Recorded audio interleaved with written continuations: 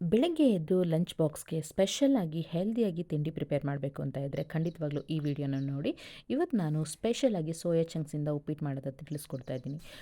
ಈ ಉಪ್ಪಿಟ್ಟು ಮಾಡೋದಕ್ಕೆ 2 ಲೋಟದಷ್ಟು ಬನ್ಸಿ ರವೆನ ತೊಗೊಂಡು ಸಿಮ್ ಫ್ಲೇಮಲ್ಲಿ ಚೆನ್ನಾಗಿ ಫ್ರೈ ಮಾಡ್ಕೋಬೇಕು. ಅದಾದಮೇಲೆ ಸೇಮ್ ಫ್ರೈಯಿಂಗ್ ಪಾನಲ್ಲಿ ಒಂದು ಸ್ವಲ್ಪ ಎಣ್ಣೆ ಹಾಕಿ ಅದಕ್ಕೆ ಒಂದು ಸ್ವಲ್ಪ ಸಾಸಿವೆ ಜೀರಿಗೆ ಹಾಕಿಬಿಟ್ಟು ಚಿಟಪಟ ಅಂತ ಸೌಂಡ್ ಬಂದಮೇಲೆ ಸ್ವಲ್ಪ ಕರ್ಬೇವಿನ ಸೊಪ್ಪನ್ನ ಹಾಕಬೇಕಾಗುತ್ತೆ. ಕರ್ಬೇವಿನ ಸೊಪ್ಪು ಚೆನ್ನಾಗಿ ಎಲ್ಲ ಫ್ರೈ ಆದಮೇಲೆ ಖಾರಕ್ಕೆ ತಕ್ಕಷ್ಟು ಹಸಿರು ಮೆಣಸಿನ್ಕಾಯಿನ ಹಾಕ್ಕೊಂಡು ಚೆನ್ನಾಗಿ ಫ್ರೈ ಮಾಡ್ಕೊಳ್ಳಿ.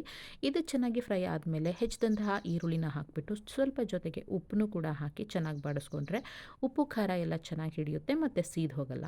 ಇದೆಲ್ಲ ಚೆನ್ನಾಗಿ ಬೆಂದಾದಮೇಲೆ ಒಂದು ಅರ್ಧ ಗಂಟೆ ಬಿಸಿನೀರಲ್ಲಿ ನೆನೆಸ್ಕೊಂಡು ಹಿಂಡ್ಕೊಂಡಿರುವಂತಹ ಸೋಯಾ ಚಂಕ್ಸ್ನ ಹಾಕಿ ಒಗ್ಗರಣೆಯಲ್ಲಿ ಚೆನ್ನಾಗಿ ಮಿಕ್ಸ್ ಕೊಡಬೇಕು. ಸ್ವಲ್ಪ ಚೆನ್ನಾಗಿ ಬೇಯಿಸ್ಕೊಂಡು ಆದಮೇಲೆ ನಿಮ್ಮ ಮನೇಲಿ ಯಾವ್ಯಾವ ರೀತಿ ವೆಜಿಟೇಬಲ್ಸ್ ಇರುತ್ತೆ ಅದನ್ನು ನೀವು ಆ್ಯಡ್ ಮಾಡ್ಕೊಳ್ಳಿ. ನಾನು ಇವತ್ತು ಈ ಉಪ್ಪಿಟ್ಟಿಗೆ ಕ್ಯಾರೆಟು, ಚೊಟ್ಟು, ಕ್ಯಾಪ್ಸಿಕಮ್ ಮತ್ತು ಆಲೂಗೆಡ್ಡೆನ ಆ್ಯಡ್ ಮಾಡ್ಕೊಂಡಿದ್ದೀನಿ. ನಿಮಗೆ ಬೇಕು ಅಂತ ಅಂದರೆ ಗೆಡ್ಡೆಕೋಸು ಕೂಡ ಆ್ಯಡ್ ಮಾಡ್ಕೋಬೋದು.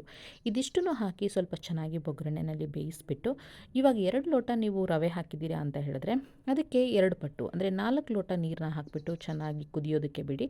ನೋಡಿ, ಇದೇ ರೀತಿ ತರಕಾರಿ ಎಲ್ಲ ಚೆನ್ನಾಗಿ ಬೆಂದಿದೆ. ಇದಕ್ಕೆ 4 ಲೋಟ ನೀರನ್ನ ಹಾಕಿಬಿಟ್ಟು ಚೆನ್ನಾಗಿ ಕುದಿಯೋದಕ್ಕೆ ಬಿಟ್ಟರೆ ಚೆನ್ನಾಗಿ ಉಪ್ಪು ಖಾರ ಎಲ್ಲ ಹಿಡ್ಕೊಳ್ಳುತ್ತೆ. ಸಪ್ಪೇನಾದರೂ ಆಗಿದ್ದರೆ ಸ್ವಲ್ಪ ಉಪ್ಪನ್ನ ಆ್ಯಡ್ ಮಾಡ್ಕೊಳ್ಳಿ.